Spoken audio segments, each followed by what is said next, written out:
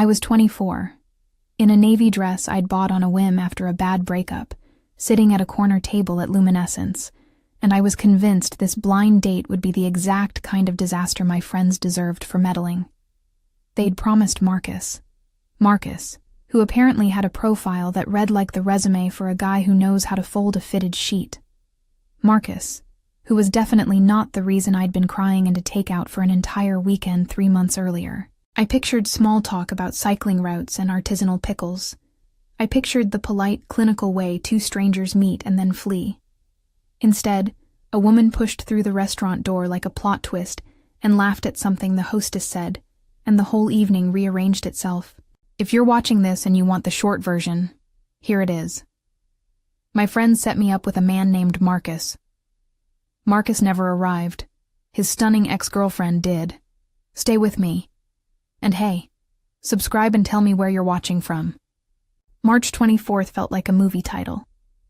It was raining on and off that week, and the city smelled like wet pavement and something sweeter. Roasting chestnuts at the corner stand, the orange lights on the cafe signs. Luminescence is one of those places that tries very hard to be moody. It succeeds. Low light, candles that refuse to die even when someone explodes with migraine at the next table. A vinyl jazz record playing just loud enough to avoid being background noise. I had given my hair a chance to look vintage, had dug out the navy dress with the wrap that made me feel like I might be a protagonist. My friends, Sarah, Emma, and Jessica, had finished taping a sticky note to my forehead that said, "Trust us," metaphorically, and sent me out into the Manhattan drizzle. My hands were slightly damp from the umbrella when I sat down. I remember the menu's weight in my lap. My knee was bouncing like it knew every awkward small talk joke. I sipped water like it was a statement.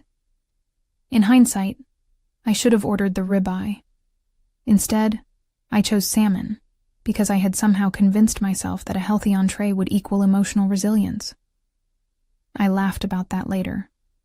Then she came in. She was not exactly the kind of person someone puts in front of you to test the waters. She was luminous in a way that made Luminescence feel like a prop. Long dark hair, parted on the side, hair that moved when she turned her head like it had a soundtrack. A green coat, which she shrugged off with a kind of practiced shrug that suggests she's been cold in New York winters and knows how to fix it. Through warm coffee and the right people. She smiled at the hostess, and when she did, it reached her eyes first. She scanned the room, looking at faces like a person who wants to be surprised but not shocked. Then her gaze landed on me. I felt it, like one of those tiny magnets in middle school science experiments, and realized my pulse had decided to start narrating its own subplot. "Marcus?" she asked. And when the hostess indicated my table, she laughed the kind of laugh that makes everyone around you adjust their posture to be cooler than they were. She walked over, and I could have stood up to avoid the awkwardness, but instead, I pretended to be stoic, which, as a strategy, is a little like using a Band-Aid on a leaky dam. She stopped in front of me. Closer now, I could see the freckles near her nose, the small silver hoop in one ear, the way one eyebrow climbed a fraction of an inch as if to ask permission to move. Your brain is weird in these moments. Mine managed to think about the menu, the jazz record, and whether my nail polish matched my shoes, all at once. "Hi, I'm Jade. This is awkward." She smiled again. "I guess we're both supposed to be meeting a Marcus." "And I'm Mia," I said. My voice sounded like it belonged to someone else. Warm, candid, witty. Those were adjectives people had used before. Tonight they left the building around the same time my umbrella did. The hostess, bulletproof with good intentions, watched the icebreaker fizz and pop and then offered, "You can sit together if you want. There's room." She moved on, because most jobs in restaurants involve moving on. There's an immediate decision-making moment when the universe hands you an unexpected person at a corner table. You can call it etiquette. You can call it curiosity. You can call it fear. Jade and I did all of those things in sequence. We laughed about Marcus, about how random internet profiles manufacture men who are more concept than human. We made the safe jokes.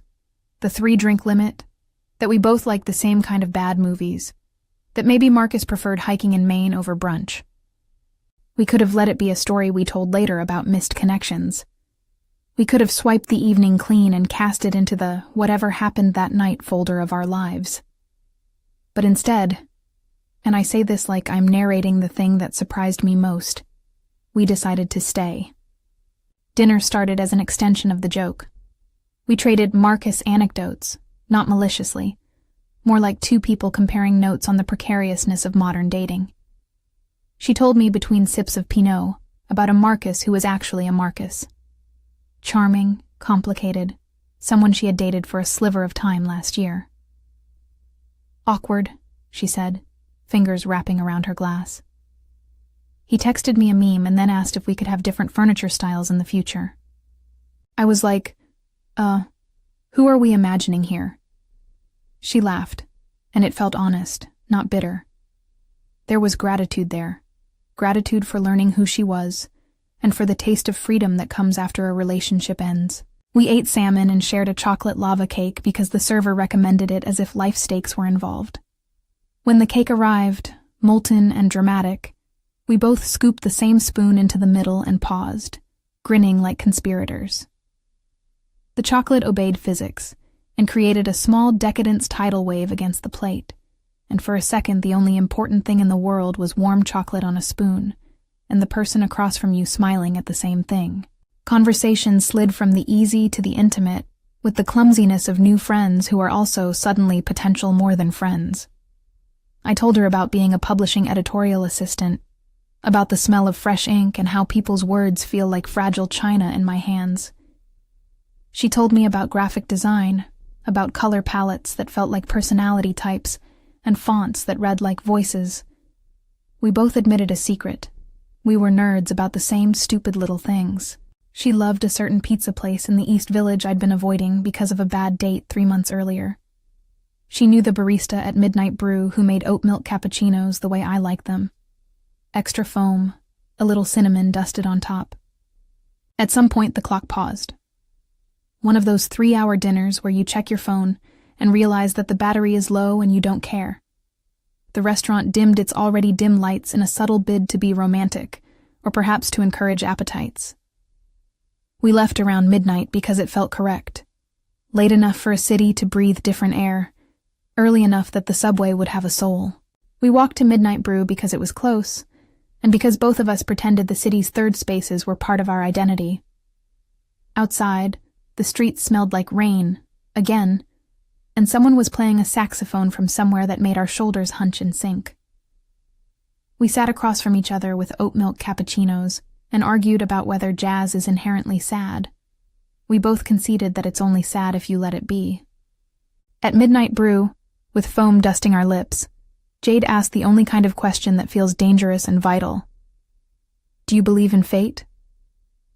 Her voice was casual, but she watched me like she was waiting for a window. I told her a story instead of a yes or no answer. I told her about how my friends Sarah and Emma once tried to set me up with a woman who ghosted me after a day, and I'd been suspicious of setups ever since.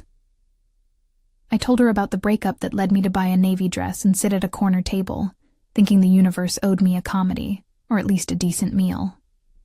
She listened with the focus of someone who reads the last page of a book first, and then decides if the journey was worth it. You know, she said, stirring her coffee with one long, deliberate motion, I used to think fate was a luxury, like something people who had too much time to romanticize their lives indulged in. But maybe it's just an accumulation of stupid choices that look pretty when you string them together. Her fingers brushed mine across the table by accident.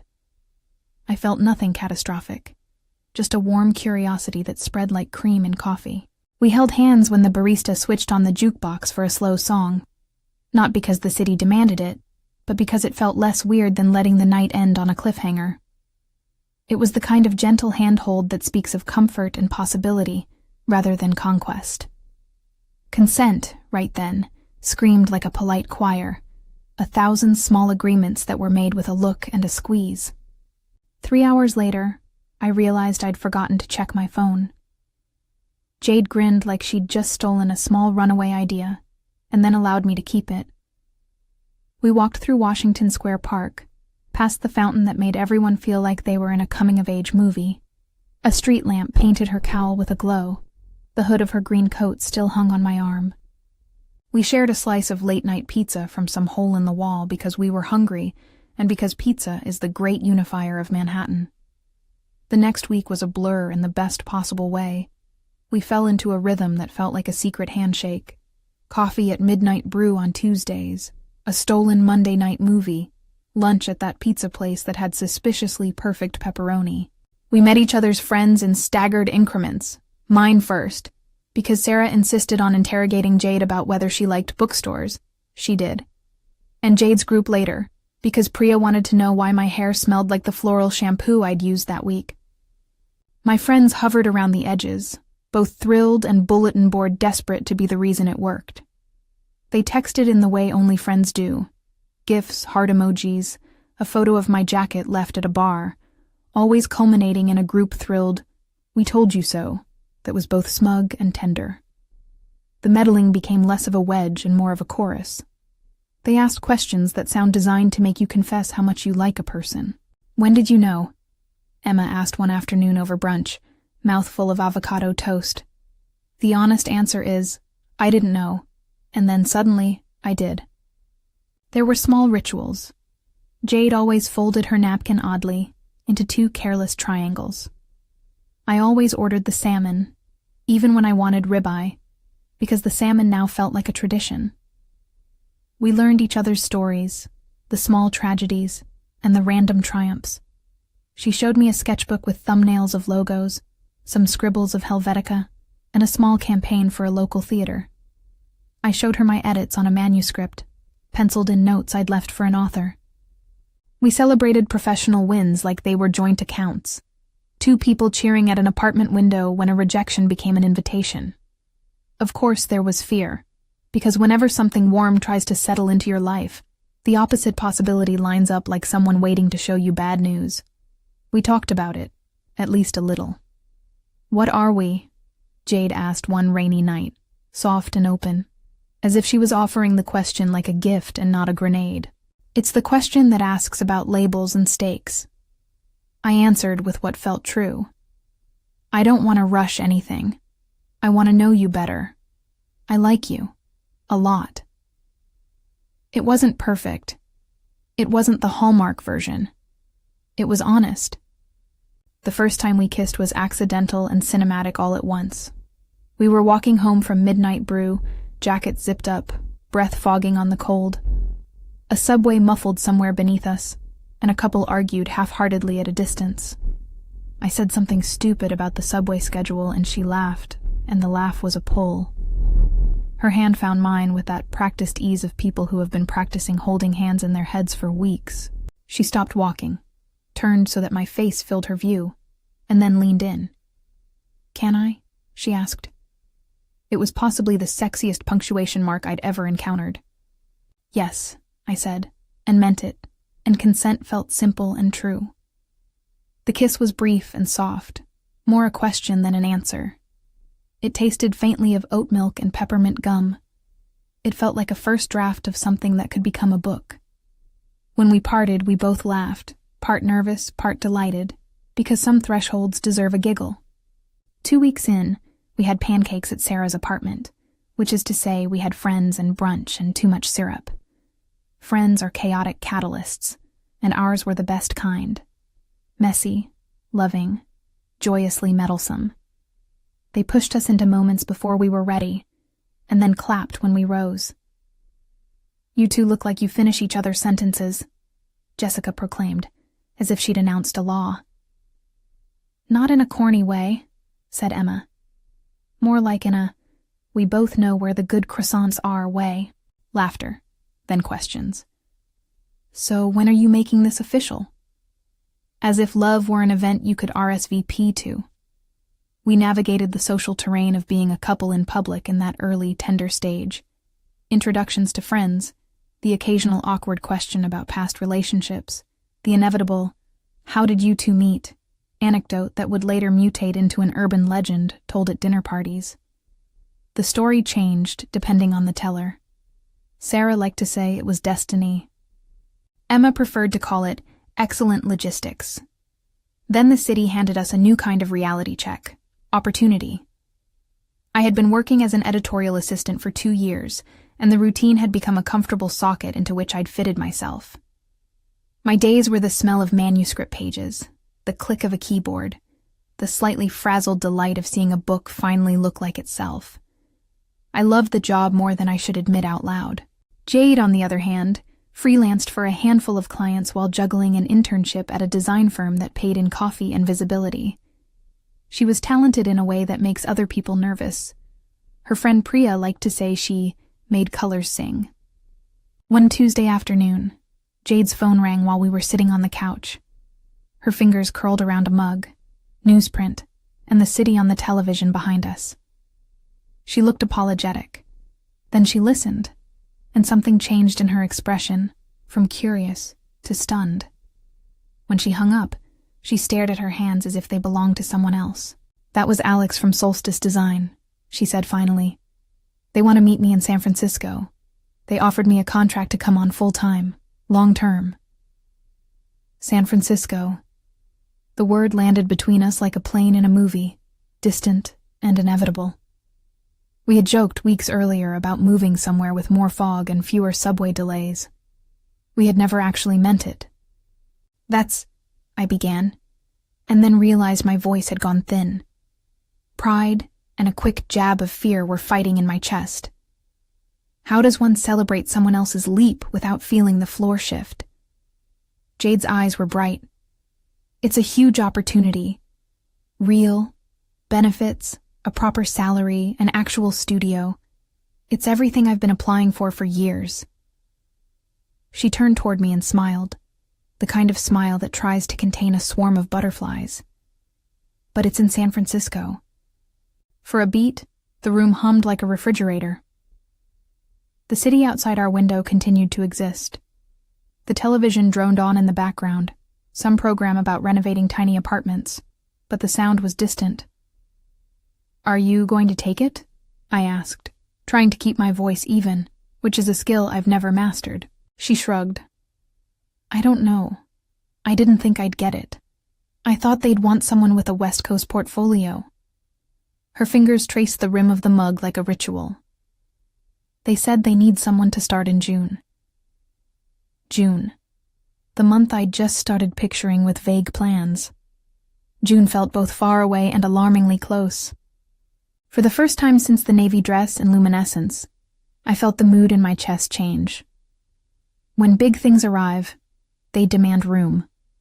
They require decisions that no one person can fully make alone.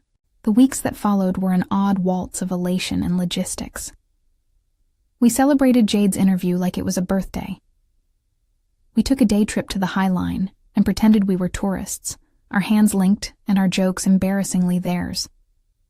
We went on dates that were both ordinary and sacred, thermometers of normalcy I wanted to make last. Friends texted advice in a flurry of supportive command. Take the job. Move together. Don't leave your coffee cup unattended around the city. Priya sent a long message with pros and cons and a spreadsheet of potential moving plans that made my spreadsheet-loving heart sing. But beneath the cheer was a slow drumbeat of practical questions. Could we afford it? What would it mean for our careers, for our leases, for our families back east? It's easy to romanticize moving across the country with someone you love. It is another thing entirely to sign a lease and choose movers and decide who brings which plants. One evening, Jade and I sat on the fire escape with 2 cups of takeout, the city stretching below like a collage. She had the San Francisco offer letter open on her phone, and I had a stack of freelance edits on my lap.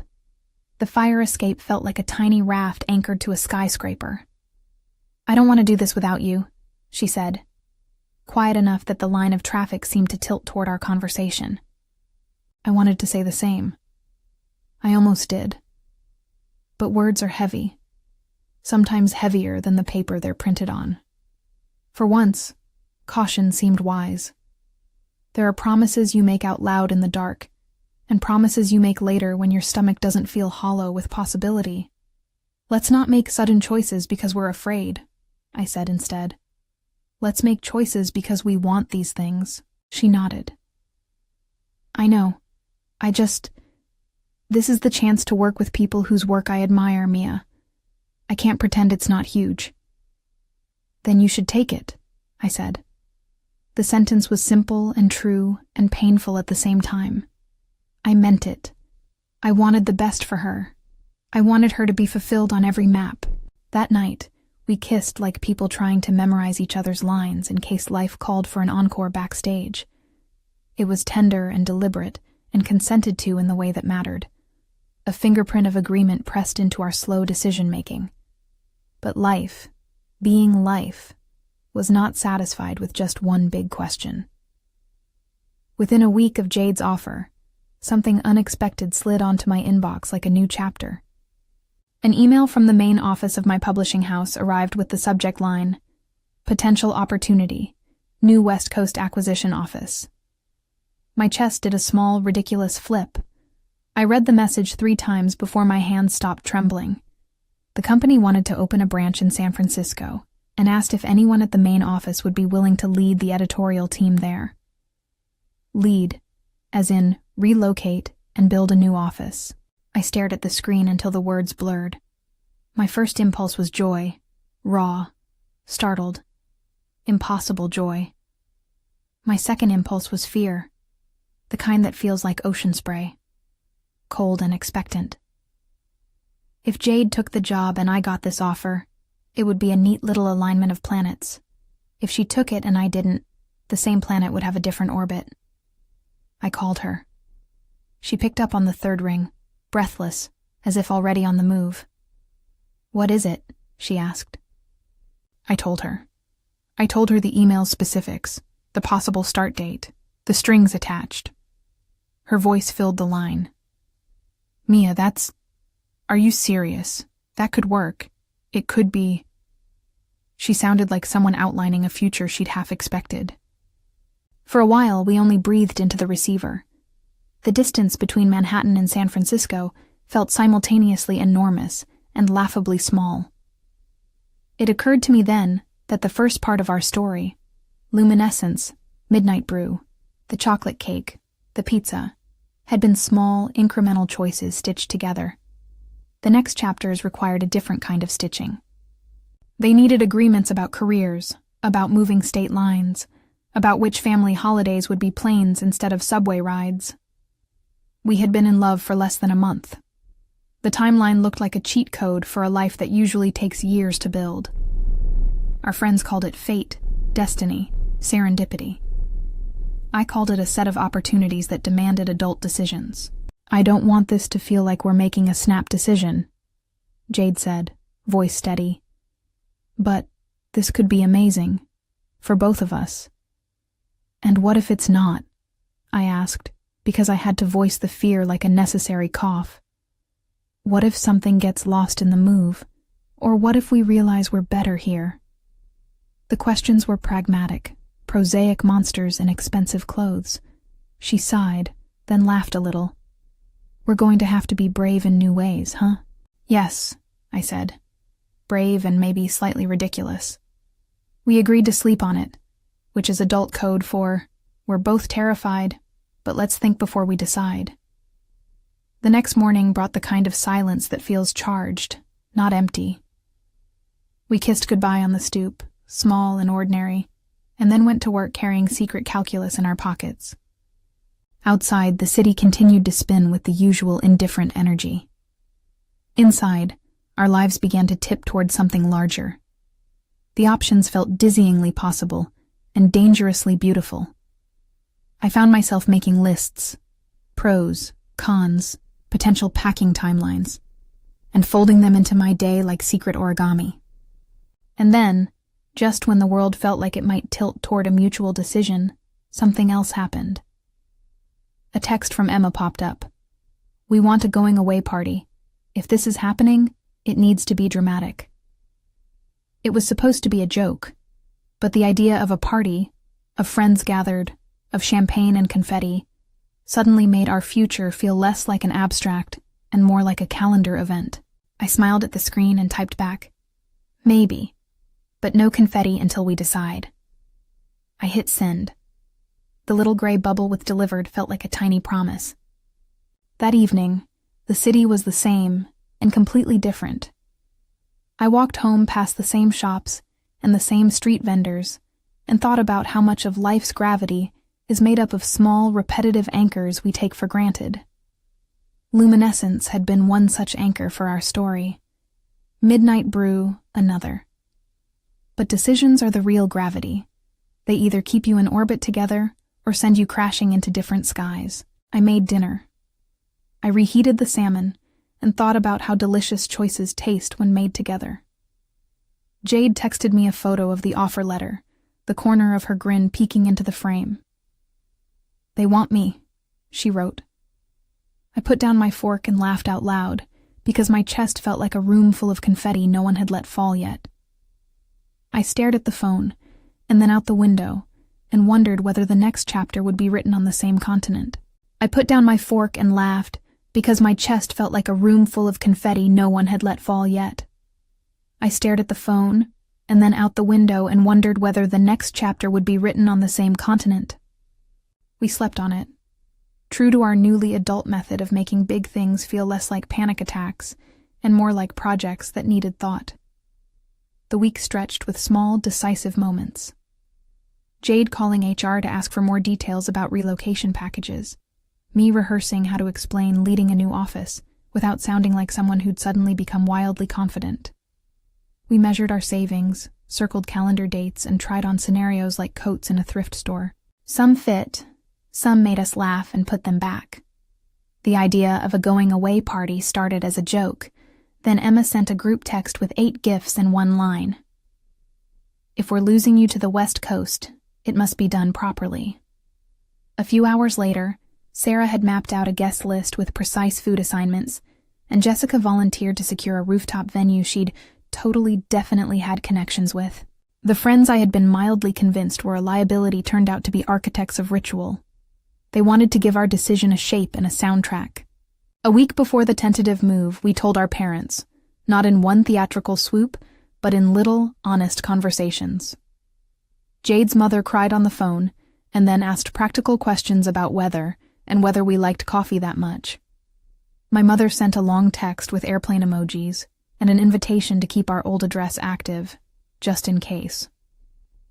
It was astonishing how much grief and grace can live in the same sentence. On the last Friday in May, Jessica ushered us into a cab with a wink and a paper plate of mini lemon tarts.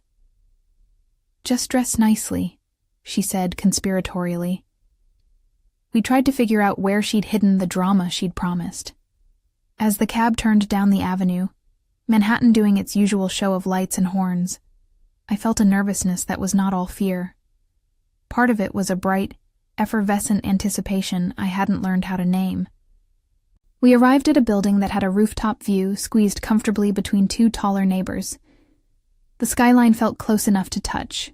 Windows, antennae, small domestic lives flickering like distant candles. Friends had managed to get fairy lights, a playlist that cycled through our sacred songs, and a stunning terrarium cake, because of course Emma had found a dessert that could be both dramatic and low-key.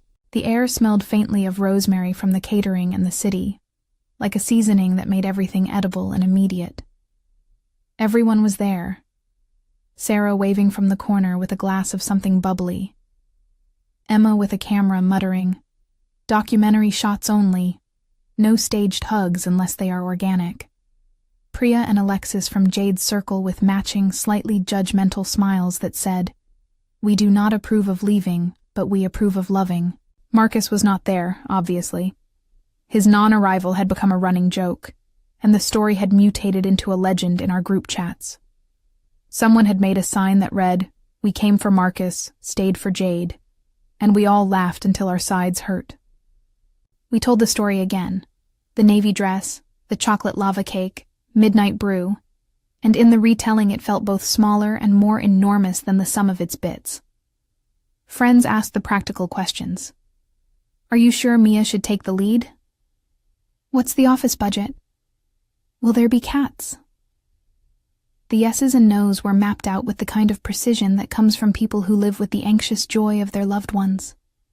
At some point, With the party at full volume, and the skyline blushing orange with the setting sun, Jade grabbed my hand like she'd remembered she owned it. She pulled me toward the edge of the roof where the wind was sharper, and the city noise softened into a distant hum. She didn't reach into her pocket for something obvious. She didn't need to. Instead, she looked at me the way she had the first night at Luminescence. Like she had decided the world might be more interesting with this particular sentence in it. "Mia," she said, voice a little raw with sincerity. "I don't want you to take the lead in San Francisco because you feel obligated. I want you to because this is what you want too." I blinked, partly because the rooftop had suddenly become an interrogation room for hearts, and partly because the city wind had decided to hatch an impromptu plan involving my hair. "I want it," I said, the words something like a small miracle.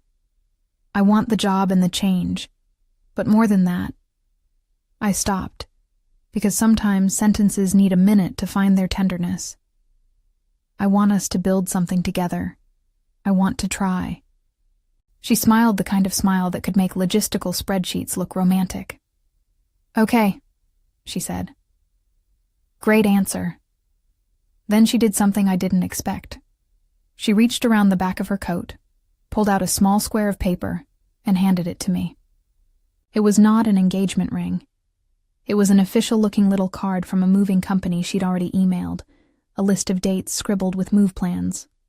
For a full second, I thought she was making a joke. And then I realized the joke was the most grown-up, committed thing I'd ever seen her do.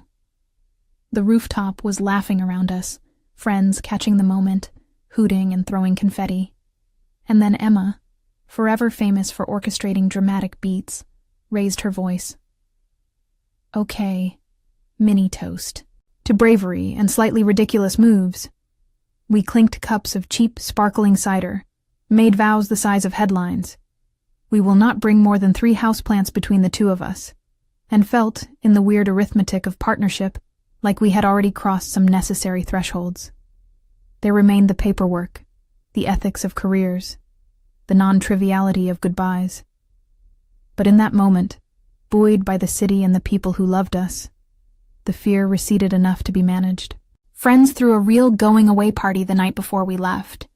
Boxes in the living room, playlists curated, a cousin who drove a U-Haul on standby just in case.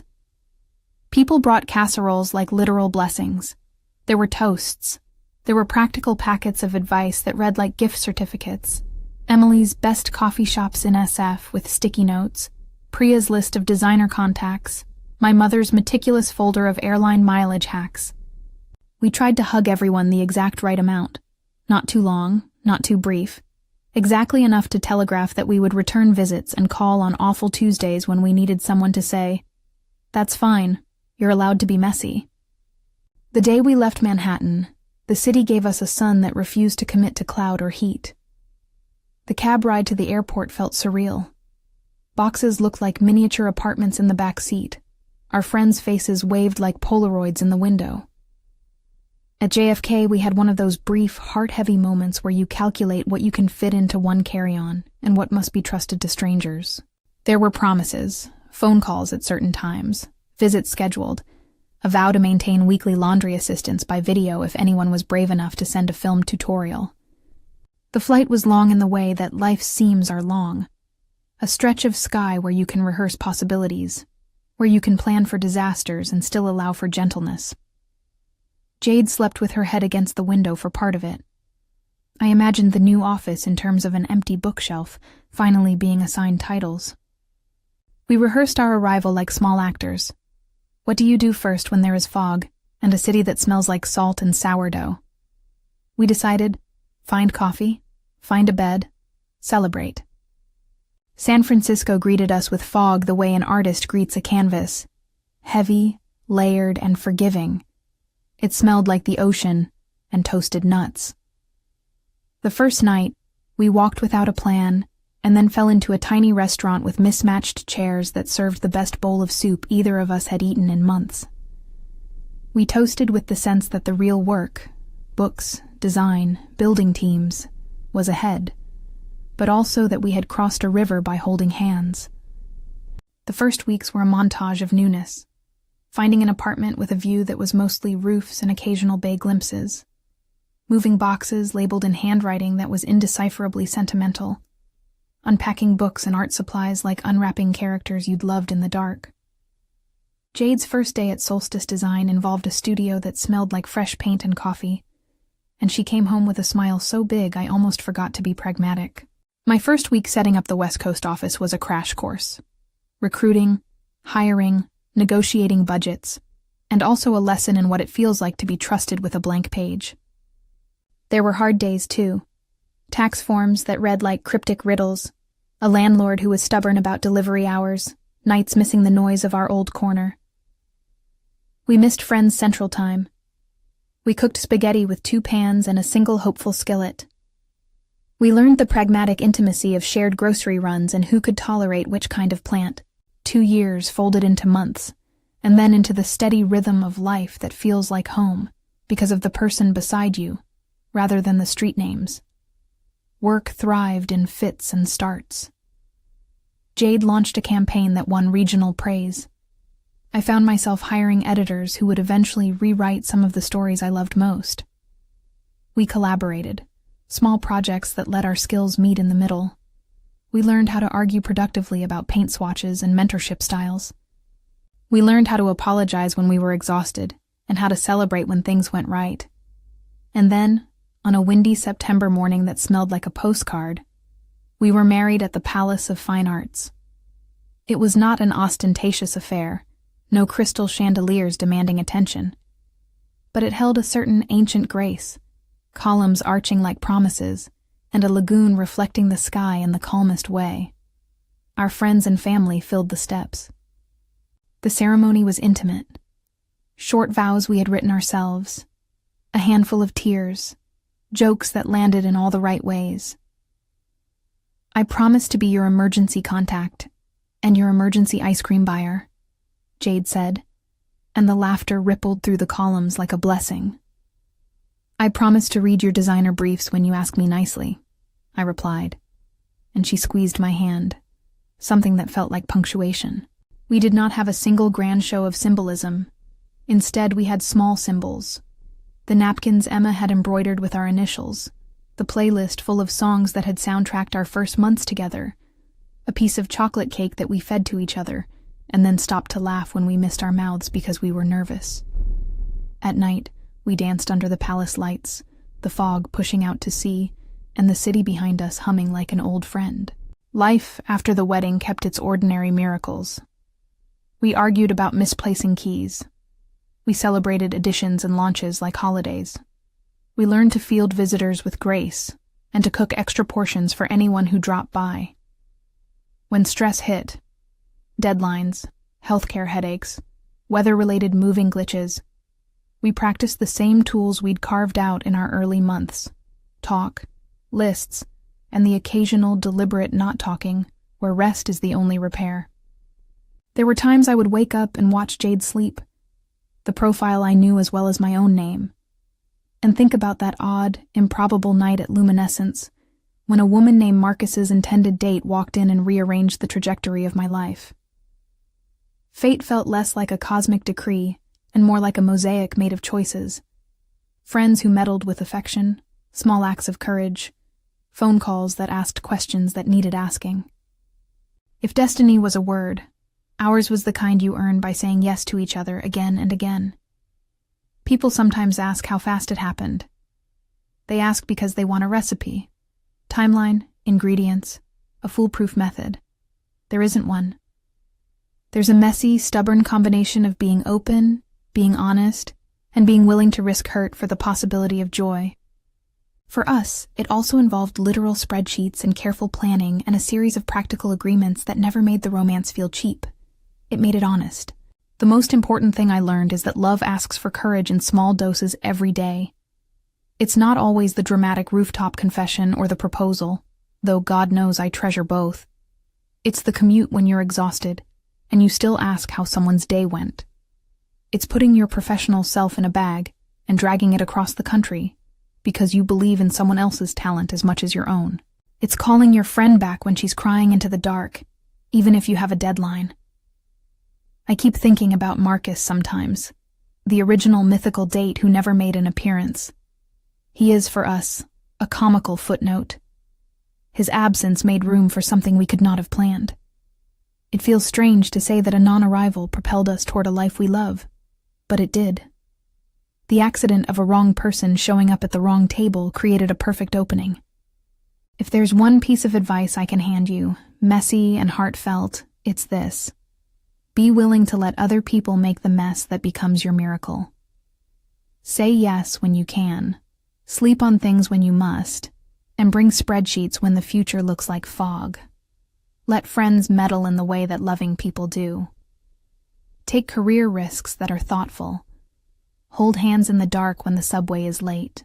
And when you find someone who reads the fonts of your life the way you do, learn their favorite pizza place and never, ever forget it. If you love this story, share it with someone who needs to believe in love and subscribe for more. Blessings on the wild, small, brave things you are about to say yes to.